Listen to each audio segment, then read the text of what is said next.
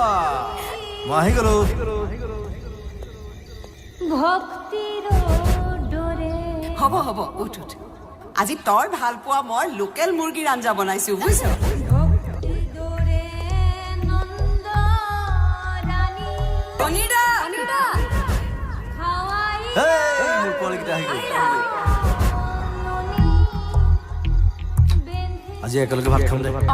পুখুৰী পাৰত ঠিক আছে। ভণ্টি পুখুৰী পাৰত খানা লগা কোন বাবা তই ক'ত আছিলি তই ইমান দিনে তোৰ মুখত এইবোৰ কিহৰ দাগ গোটেই জীৱনটো দাগেই হৈ গ'ল মা সমীৰ আৰু প্ৰয়াস তাহাঁতক দেখোন দেখা নাই সিহঁতি ক'ত আছে সিহঁত মৰিলে সিহঁতক মাৰি পেলালে কি কোনে মাৰিলে কোনে ৰঘুনাথ এই শয়তানটো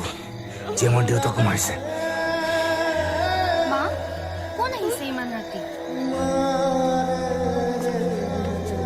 দাদা তই ইমান দিন ক'ত আছিলি তহঁতৰ যাতে বিপদ নহয়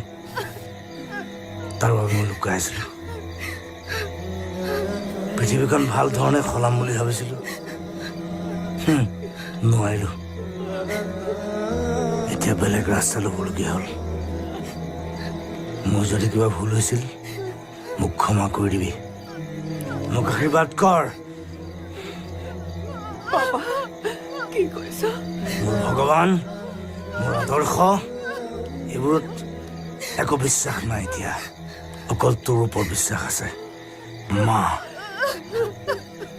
ভণ্টি মাক চাবি মই যাওঁ আজিৰ এই কাহিনীৰ শেষ অধ্যায় কিবা এটা খাই যা বাবা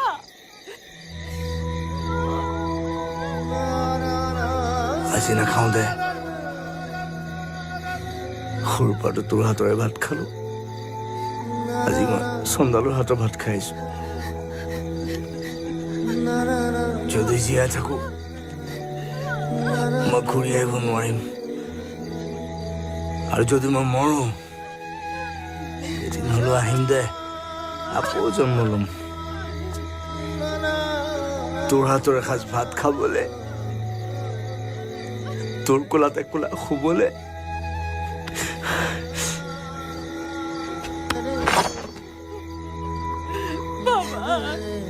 বাবা তই নাযাবি বাবা ৰাতিপুৱা 7 বজাত আহিবি চাৰিআলিত